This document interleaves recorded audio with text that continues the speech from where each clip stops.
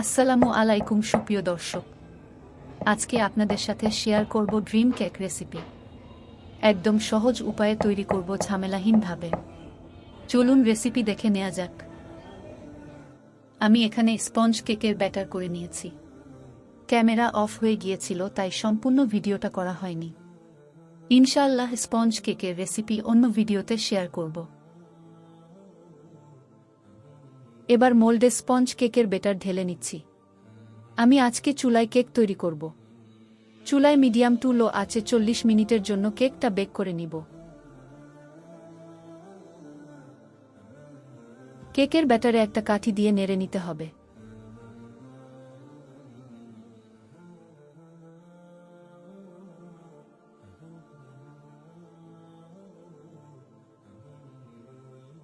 কেকটা হয়ে গেলে ঠান্ডা করে মোল্ড আউট করে নিচ্ছি।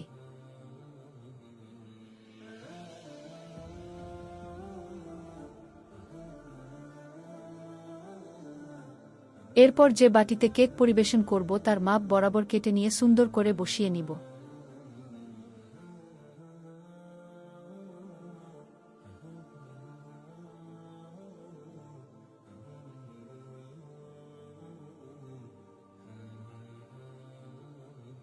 এবার কেকের উপর দুধ দিয়ে নিচ্ছি।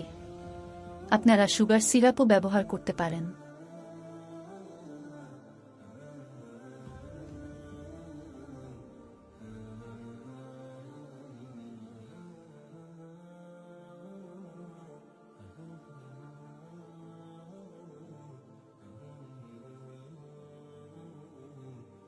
এরপর কেকের জন্য ক্রিম তৈরি করে নিব। আমি ভিভো হুইপড ক্রিম নিয়েছি আধা কাপ। এর সাথে ঘরে তৈরি গানাশ এড করছি। এরপর সমান করে কেকের উপর দিয়ে দিব।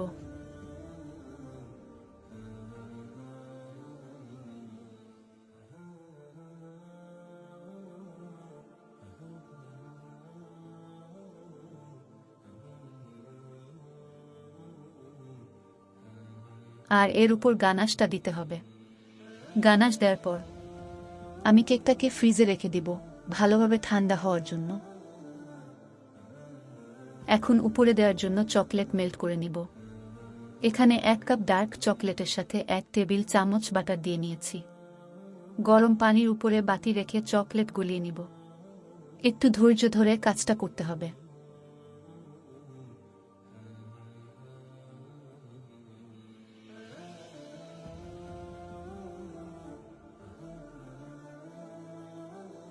চকলেট গলে গেলে একটু ঠান্ডা করে নিব, তবে বারবার নাড়তে থাকব, না হলে চকলেট জমাট বেঁধে যাবে।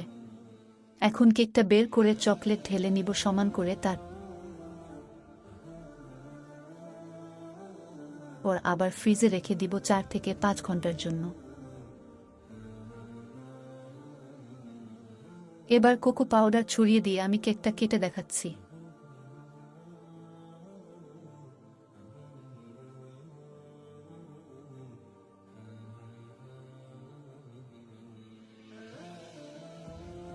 এই কেকের বিশেষত্ব হলো কেকটা ভেঙে ভেঙে খেতে হয়।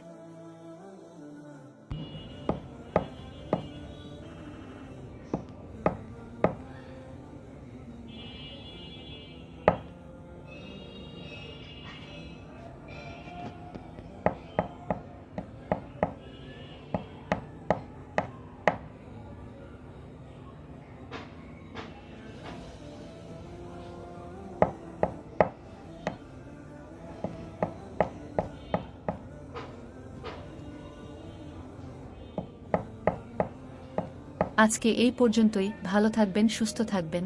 আল্লাহ হাফেজ।